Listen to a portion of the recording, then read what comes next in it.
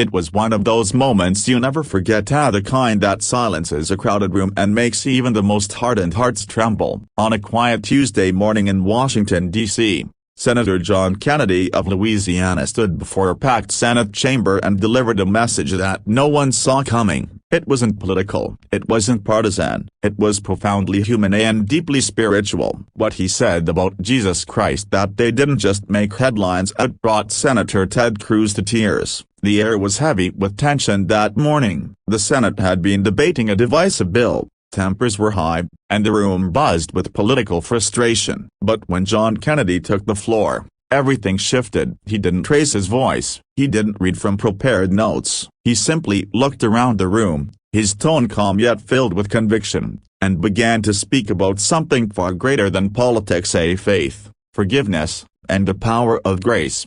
"Ladies and gentlemen," Kennedy began, his southern drawl steady and sincere, "we spend so much time fighting each other that we forget what unites us. I'm not here to talk about parties today, I'm here to talk about a person. His name is Jesus." A hush fell over the Senate. You could hear a pin drop. Cameras zoomed in. Staffers froze in place. Ted Cruz, sitting just a few seats away, looked up from his papers with visible surprise. Kennedy continued, his voice growing more emotional. "You know, I've met a lot of people in my life, good men and women trying to do what's right, but I've never met anyone like him. Jesus didn't promise us an easy life, he promised us a meaningful one. He didn't say, follow me, and everything will be perfect.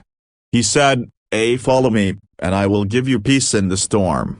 His words began to crack slightly as he shared a personal story few had ever heard. He spoke of his father's illness years ago, how the family had prayed through sleepless nights, unsure of what the future would hold. "I remember sitting by his hospital bed," Kennedy said softly, "and asking God why. Why him? Why now? And the only answer I felt in my heart was this: trust me. That's what Jesus says. Even when you don't understand, trust me." By this point, the entire room was spellbound. Ted Cruz, known for his strong composure, was visibly moved. He wiped his eyes as Kennedy went on. "That night, I realized something. Faith isn't about getting what you want. It's about finding peace even when you don't. My father didn't live much longer, but he passed with peace in his heart. That's the power of Jesus. He turns pain into purpose." Kennedy's voice grew stronger. "We can pass laws and write policies all day long, but if our hearts are empty, what have we really done? This country doesn't just need better politics, it needs a revival of compassion, and compassion begins with Christ." The words resonated far beyond the chamber walls. News outlets picked it up almost instantly. Social media lit up with clips of the emotional moment. Viewers from all walks of life, believers and skeptics alike, said they felt something stir inside them. For a brief moment,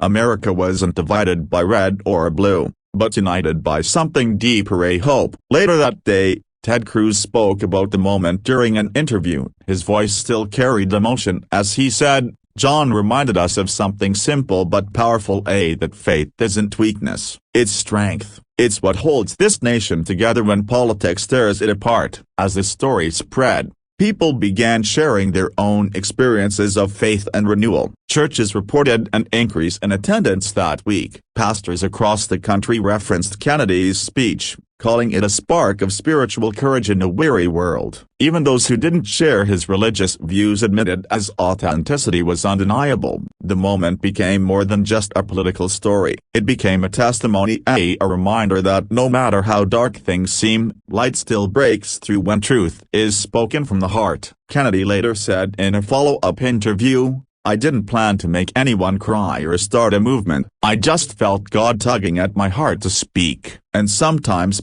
that's all he asks, to speak." By the end of that week, thousands had watched and rewatched the clip, many saying it brought them to tears, too. It wasn't the speech of a politician trying to win votes, it was the confession of a man who had seen grace and couldn't stay silent about it.